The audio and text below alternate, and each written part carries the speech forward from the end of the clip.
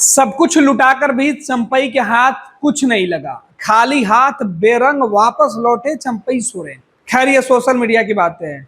अब हकीकत में क्या कुछ है वो आपको बता रहे हैं कि झारखंड के पूर्व मुख्यमंत्री चंपई सोरेन दिल्ली से वापस लौट गए।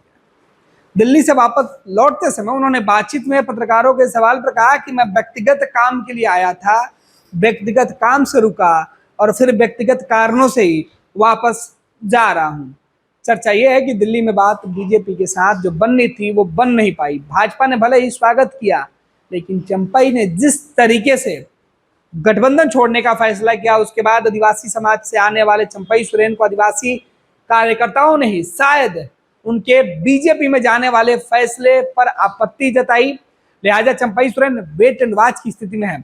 वो नहीं चाहते हैं कि खुलकर अभी कोई बड़ा फैसला लिया जाए जिसका नुकसान आने वाले वक्त में हो सकता है, या बीजेपी ने चंपई सोरेन को फिलहाल शांत रहने की हिदायत दी है। पूरा मामला क्या है समझने की कोशिश करेंगे। दरअसल चंपई सोरेन 2 दिन पहले सुर्खियों में थे। ये सुर्खियों में तब आए जब हेमंत सोरेन की पार्टी झारखंड मुक्ति मोर्चा से उन्होंने अपने रिश्ते की खत्म होने का ऐलान किया। उन्होंने कहा कि मुझे जहां अपमानित किया जा रहा था, जब मैं मुख्यमंत्री था तब भी मेरे ऊपर अंकुश लगाने की कोशिश की गई, मुझे बिना बताए बैठक कर ली जाती थी, जब मैं पूछता था तो मुझे बताया तक नहीं जाता था, मुझे इस्तीफा तक दिलवा दिया गया, मेरे कार्यक्रम रोक दिए गए। इतनी व्यथा है कि अब क्या बोलूं। चंपई सोरेन सोशल मीडिया के माध्यम से अपनी व्यथा लिख रहे थे। उसके बाद बवाल मच गया। हेमंत सोरेन पर चौतरफा उंगली उठने लगा। खूब आलोचना हुई कि झारखंड में एक आदिवासी चेहरे को भी हेमंत सोरेन अपने वजह से, अपने परिवार के वजह से पार्टी के अंदर बर्दाश्त नहीं कर पाए। दूसरी तरफ यह चर्चा होने लगी कि बीजेपी झारखंड में एक आदिवासी चेहरे की तलाश कर रही थी, जो सीधे तौर पर चंपई सोरेन के चेहरे के साथ वो बीजेपी को मिल गई है।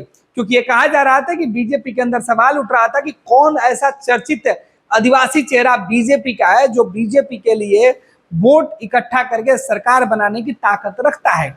इस सवाल के जवाब में बीजेपी झारखंड के प्रभारियों ने कहा था कि मुझे वक्त दीजिए, अगली बार जब आपके सामने आऊंगा तो ये सवाल आपके पास खत्म हो जाएगा, क्योंकि मेरे पास चेहरे होंगे। और इसी बीच से चर्चा चल रही थी कि हेमंत सोरेन से नाराज होकर चंपई सोरेन पिछले कई दिनों से झारखंड मुक्ति मोर्चा से दूरी बनाए हुए थे। इस बीच अचानक हेमंत सोरेन को छोड़कर चंपई सोरेन अपने घर, अपने गांव के लोगों को इकट्ठा करके पहले पार्टी के झंडे उतरवाया, फिर सोशल मीडिया से अपना बायो बदलकर लिख दिया कि अब हेमंत की पार्टी झारखंड मुक्ति मोर्चा से कोई वास्ता नहीं है। उन्होंने यह जरूर लिखा कि वो पार्टी में खुद व्यक्तिगत फैसले ले रहे हैं और इससे उनकी पार्टी को कोई नुकसान नहीं होगा। वो पार्टी जो अब चंपई सोरेन की नहीं रही।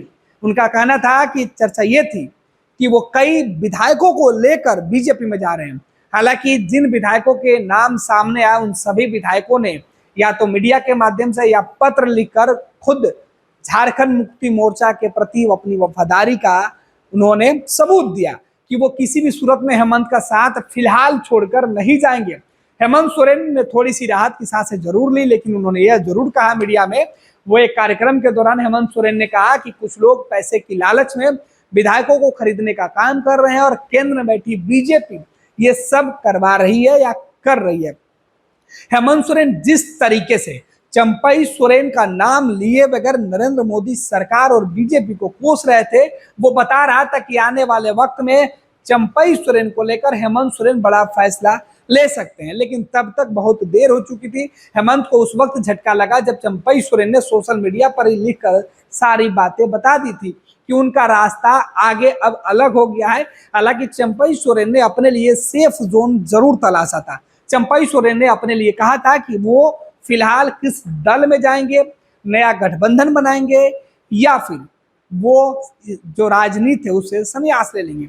इन 3 पहलुओं पर आगे वो विचार करके आगे बढ़ेंगे। लेकिन उन्होंने एक संकेत दिया था कि बीच में अगर कोई मजबूत साथी अगर उनको मिल जाता है तो वो उस साथी के सहारे अपनी सियासत की सीढ़ी को और आगे चढ़ते जाएंगे। लेकिन इन सबके बीच बीजेपी से मिलने की बातें सामने आई। हेमंत सोरेन को छोड़कर जब चंपई सोरेन दिल्ली पहुंचे थे तब सवाल हुआ, मीडिया ने सवाल पूछा कि आप दिल्ली किनसे मिलने आए हैं, बीजेपी के किन नेताओं के साथ आपकी बातचीत होगी। इस पर चंपई सोरेन ने कहा कि मैं किसी से मिलने नहीं आया हूं और ना ही मेरी किसी से कोई बात हुई है। मैं यहाँ अपने व्यक्तिगत काम से आया हूँ, मैं अपनी बेटी के पास आया हूँ और वापस मिलकर कुछ काम निपटा कर चला जाऊंगा। इस बीच बीजेपी खेमे से कई तरीके के बयान सामने आए, लेकिन किसी भी बयान में यह साफ नहीं किया गया कि चंपई सोरेन बीजेपी में शामिल होने आ रहे हैं और ना ही वो बीजेपी के साथ किसी मीटिंग, किसी बैठक में ही दिखे। अब चर्चा थी कि चंपई सोरेन किसी अन्य दिन बीजेपी में शामिल हो जाएंगे, लेकिन जब चंपई सोरेन वापस दिल्ली से रांची जा रहे हैं तब ये सवाल सामने आया। उन्होंने कहा कि ना मेरा कोई पहले से शेड्यूल था, ना ही कोई अभी कार्यक्रम है। वो पहले भी कह रहे थे कि मेरा व्यक्तिगत कारण था, व्यक्तिगत बातचीत थी, व्यक्तिगत कारणों से मैं आया था और आज भी व्यक्तिगत तौर पे ही लौट रहा हूं।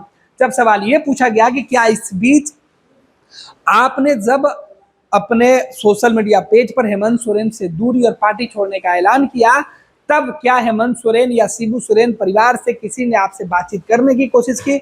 इस सवाल का जवाब भी चंपई सोरेन ने कहा कि ना ही उनसे किसी ने बातचीत करने की कोशिश की और ना ही उन्होंने कोई बातचीत किया है। मकसद साफ है, चंपई सोरेन अपने फैसले के साथ अभी भी अडिग हैं। हालांकि उनके गांव के लोगों का मानना है कि चंपई सोरेन जिस तरीके से कोल्हान के टाइगर के तौर पर जाने जाते थे, वो अपने फैसले के साथ मजबूती से आगे लड़ते रहेंगे और पूरा गांव उनके इस फैसले के साथ खड़ा होगा।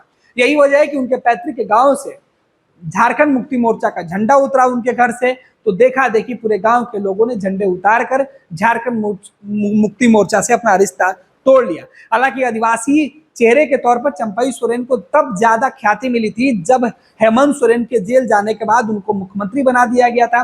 बेहद कम समय में हेमंत सोरेन के गैर मौजूदगी में उन्होंने झारखंड के मुख्यमंत्री के तौर पर अपने कार्यभार को संभाला और झारखंड मुक्ति मोर्चा जो पार्टी है, हेमंत और शिबू सोरेन की जो पार्टी है, उस पार्टी को भी संभाला और झारखंड की सरकार को भी संभाला। चंपई सोरेन अपनी पूरी वफादारी के लिए जाने जाते थे, लेकिन कहा यह जा रहा था कि जिस वफादारी की बात चंपई सोरेन कर रहे, उस वफादारी में चंपई सोरेन की नीयत में थोड़ा सा खोट हो गई है। हालांकि हेमंत सोरेन के जेल से बाहर आते ही उन्हें जिस तरीके से मुख्यमंत्री की कुर्सी से हटाया गया था, उसके बाद ही सवाल उठने लगा था कि अब चंपई सोरेन क्या कितने दिन तक हेमंत सोरेन के साथ रहेंगे, क्योंकि यह फैसला चंपई सोरेन और उनके चाहने वाले लोगों को पसंद नहीं आ रहा था। झारखंड के अंदर आदिवासी बनाम आदिवासी की लड़ाई शुरू हो गई थी और इस आदिवासी में हेमंत सोरेन को लग रहा था कि चंपई सोरेन अगर ज्यादा दिन तक रह जाएंगे तो पार्टी में उनकी पकड़ मजबूत हो सकती है और जिस वोट बैंक की वो राजनीति करते आ रहे हैं, उस वोट बैंक में एक नया चेहरा बेवजह दे दिया जाएगा। यही वजह है कि आनंद फानंद में हेमंत सोरेन को फिर से वापस मुख्यमंत्री बना लिया गया और हेमंत सोरेन मुख्यमंत्री बनने के बाद लगातार चंपई सोरेन से इतर अलग कई कार्यक्रम को वो करते रहे और आदिवासी समाज के साथ साथ झारखंड के लोगों के विकास और उत्थान के लिए नरेंद्र मोदी को कोसते रहे। इधर चंपई सोरेन बीजेपी के मामले पर पूरी तरीके से काम हो सके, बीजेपी को लेकर उनका कोई भी टिप्पणी सामने नहीं आ रहा था। इस बीच हेमंत सोरेन लगातार बीजेपी और नरेंद्र मोदी की सरकार के ऊपर कई आरोप लगाते रहे।